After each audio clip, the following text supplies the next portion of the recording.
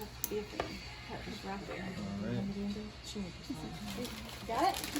Melissa's recording. There we go. The infant mortality rate for non-Hispanic Black infants was 10.9 per 1,000 compared, and that's live births, compared to 4.5 for non-Hispanic white infants. That was just in 2022. This means Black infants are 2.4 more times likely to die than white infants.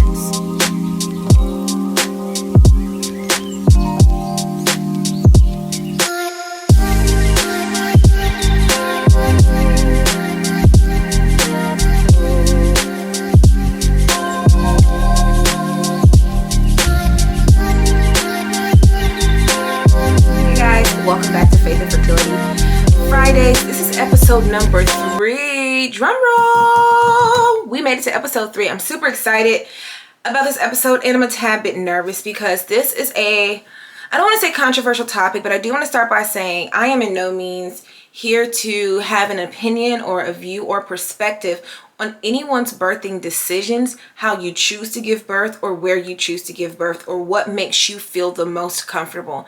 Today, this conversation is sharing my journey, my decision, my outcome, and why I would make this decision 1,000 times over. Let's get into it. I will never give birth in a hospital. I will never give birth specifically in an American hospital under any circumstances, unless I am literally on my last leg and I need medical intervention. And that's very unlikely. I had a beautiful natural birth outside of a hospital, and I want to talk about why I will never give birth in a hospital, specifically as a Black woman. And this isn't about, like I said, bashing anyone, your birth plan or experience, what makes you comfortable. This is just about my truth and, unfortunately, the facts that back up this truth. As a woman of faith, as a mother, and even hearing my own mother's horror stories, I decided a long time ago, before I ever had children, that I would never be in the position to where I have to fear for my life while I am giving life. So today, I'm going to talk to you guys about what led me to never even look at a hospital when it came to giving birth to my first child, why I would not consider a hospital for any subsequent children that the Lord blesses me with, the freedom I felt in doing that, the protection I prayed for, and the women that surrounded me, who are absolutely amazing. And I don't believe hospitals are a safe space for us, physically or spiritually. I don't believe hospitals are a safe space for Black women when they're giving birth. Okay, so let's just talk about that. And then also there's the aspect of freedom, of trusting your body, and even when the world tries to silence that trust and that freedom, knowing that you have the right to make the best decisions for you and your baby. Black women deserve sacred birth experiences. Up a few facts because I'm a very factual person. In 2022, the infant mortality rate for non-Hispanic Black babies was 10.9 of every 1,000 live births, compared to the 4.5 for non-Hispanic white babies. So that's 4.5 of every 1,000 live births.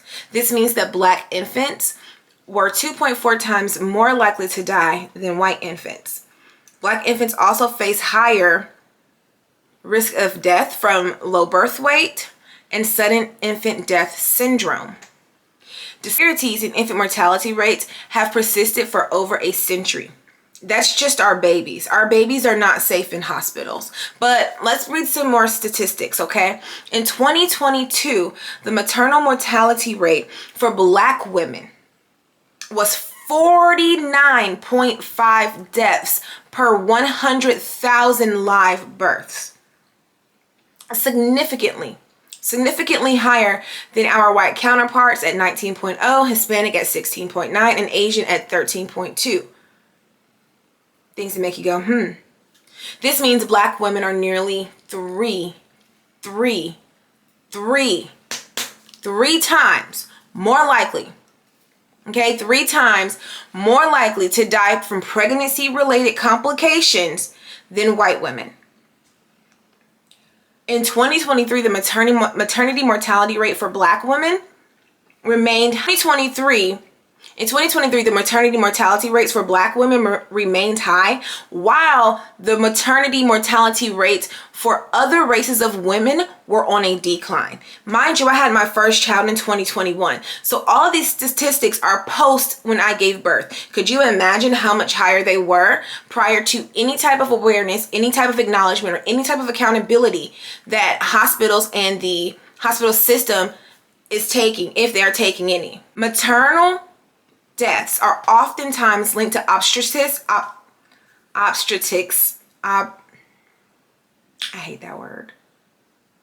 complications and indirect causes exacerbated by pre-existing conditions. Many pregnancy-related deaths are considered preventable. Factors contributing to these disparities include limited access to quality health care, particularly prenatal and postpartum care, and the impact of structural racism and discrimination.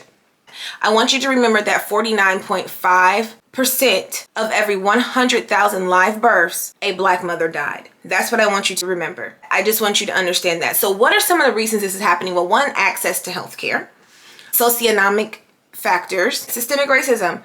There have been plenty of nurses, doctors who have came out of their mouths and said, we were not taught to treat Black women the same way that we treat their white counterparts. We were not taught to believe them when they are in pain. We were not taught to listen to them when they're telling us something about their body. We were taught to ignore them. This is the way they were taught to administer the practice of medicine towards Black women. Now, this goes back all the way to the Tuskegee experiment. This goes back to other issues that Blacks have had in the medical community, and our distrust for the medical community is very much so substantiated based on pre-existing historical factors that seem to keep following us as we're on this journey on this planet. So I'm going to say access to healthcare is very interesting, right? Because we know that Black women are among the most educated in the country of the United States of America, and oftentimes they do have pretty good healthcare. I know some women of color myself that probably have amazing health care, and a woman near and dear and close to me was pregnant with her first child, and everything was all perfect when she was going through her pregnancy, and no one uttered there could be any issues, there's something she should watch out for. The P word, preeclampsia, was never mentioned, but somehow, some way, when she went to give birth, she started suffering from preeclampsia and she had issues to her liver. Is that like, this is not something we could have prevented? Can we go back to the statistics that say many pregnancy-related deaths are considered preventable? Many pregnancy-related deaths are considered preventable. And so I'm going to share with you my mother's story. She's no longer with us, Lord bless her heart. Or bless my heart. I am my mother's third child out of 5 live births, and share with me her birth story when I was probably a teenager, and how her doctor had to give her a C-section. And of course, instead of giving her the cut here, like the small cut, I'm going to turn my hand this way, the cut here, like the small cut, she was cut from top to bottom and left with this really big scar. She almost died, I almost died, and it was her most horrendous and horrific birth ever. And that really stuck with me. And I decided as a young girl, maybe 16 or 17, that I did not want to have my baby in the hospital. I was just not well versed enough on the options of what you can do or where you can have a baby. So of course, I heard of this thing called natural birth, and I was like, I'm gonna have a natural birth. That means no medications. That means I can have my baby in the living room on the floor, just like they did it back in the olden days. And you hear all the pushback. Well, babies died more than, not our babies. Women died more than, not our women. I mean, I don't even know how to put that. Like, we did better with less information than we are now in the world of information and technology. So, okay. But let's keep going forward, okay? So I had my daughter naturally. It was a water and land birth. That's what we call it. Land and sea, whatever you guys want to call it. I labored in a hot bathtub. I had 2 doulas that were present. I was very blessed because I reached out for my doulas a little late in the game, and I just wasn't able to secure them in time. I ended up having birth a week early, and by the grace of God, both of the women that I wanted to be my doulas were at a meeting at the birthing center that I had scheduled to give birth at.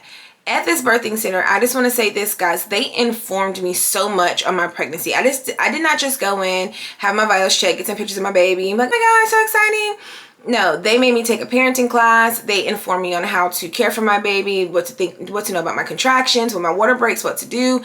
I literally, like a lot of people go in, unfortunately I know this, a lot of people go in too soon when they start having contractions, but those are like your prodromal, let me make sure I'm saying it right. Prodromal labor is what it is. Yeah, prodromal labor. And so I labored for 2 days at home. I walked, I curb walked, I went swimming. I texted my midwife, who is actually TikTok famous. Isn't that crazy? She was not at the time though. I didn't know if she was. But I was texting my midwife the entire time, and literally the day that my water broke, I had been in labor, prodromal labor, for 2 days, 48 hours at home, eating, walking around, spending time with my husband.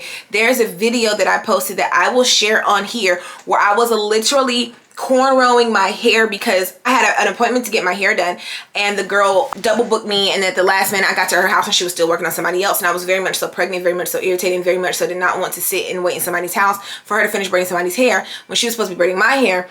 So this is what it is. So I canceled that appointment and I went home and I did my own cornrows because something intrinsically in me was like, I'm going to be giving birth very soon. These are not Braxton Hicks. These are not pretend contractions. They were coming for 48 hours and they only got more intense. They weren't, you know, the timed contractions that you think of when you see on TV, but they were definitely contractions, and it was happening. And I will insert that clip for you guys to see.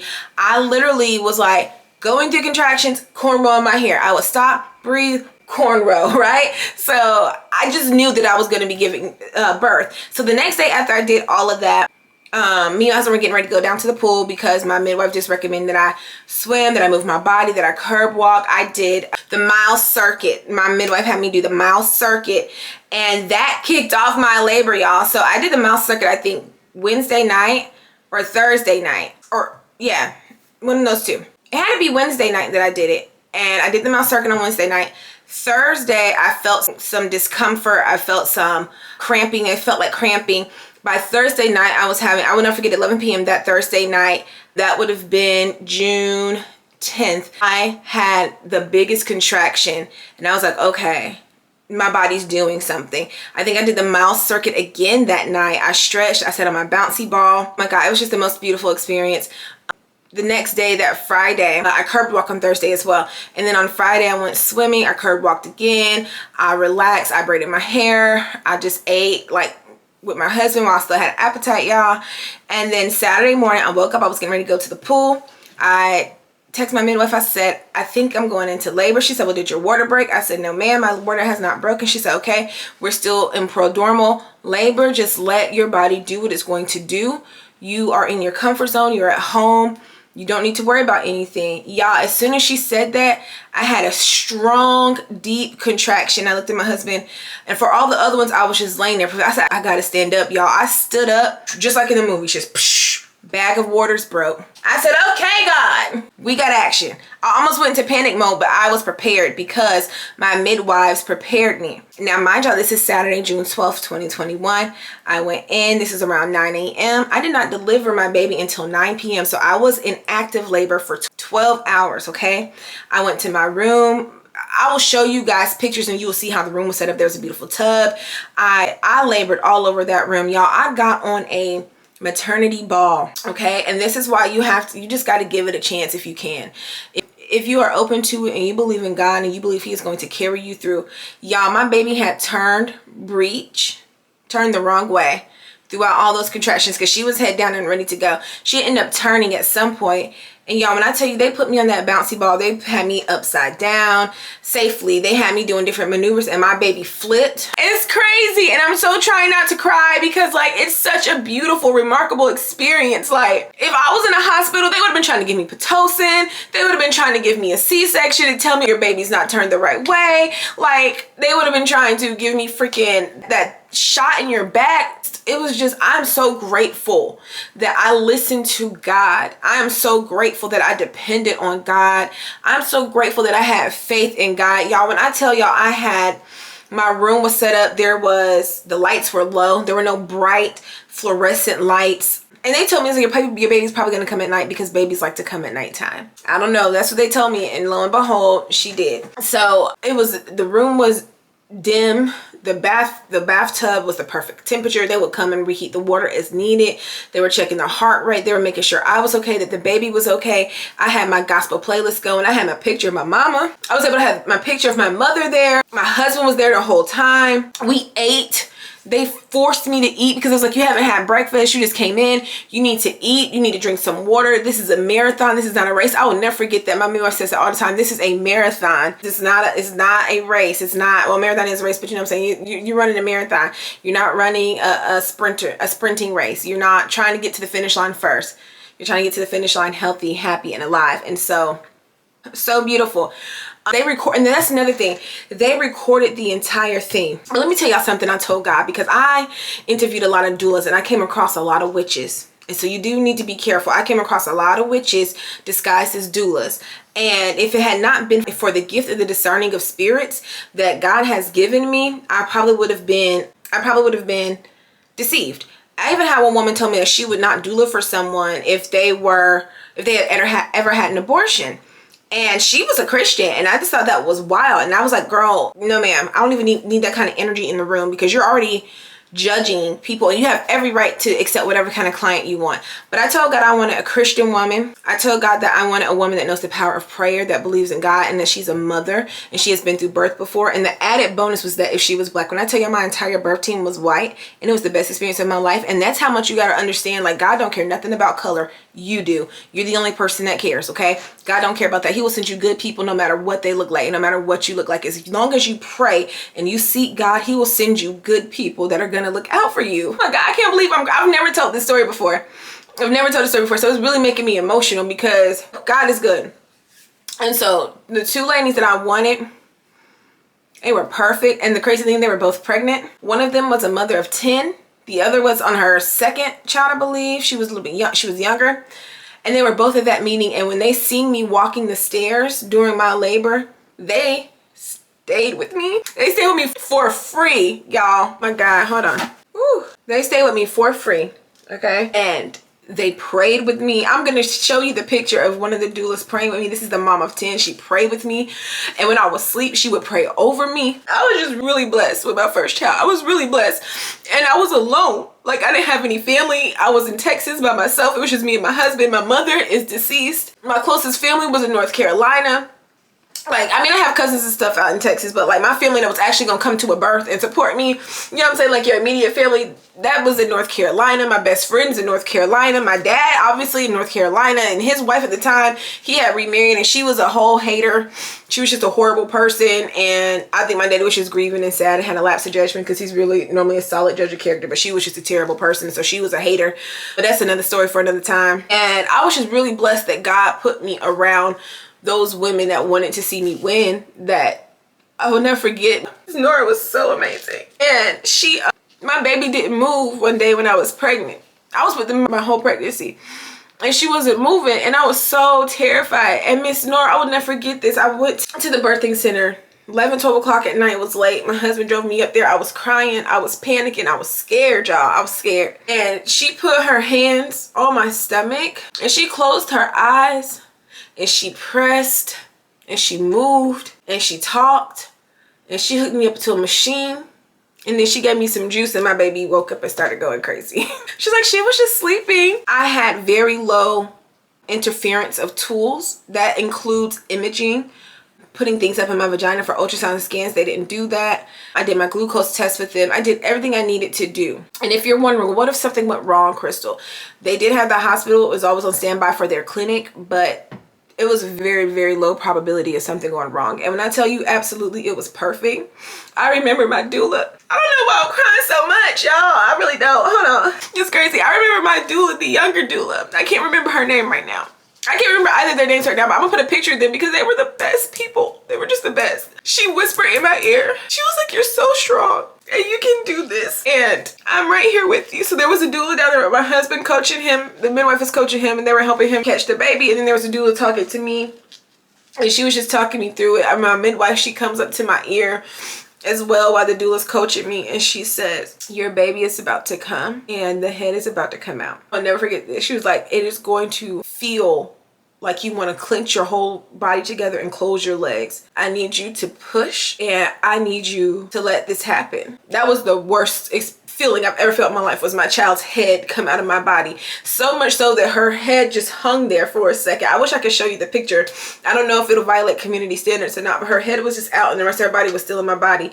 And they didn't rush me. They didn't push me to push. They said your body is going to push when it's time.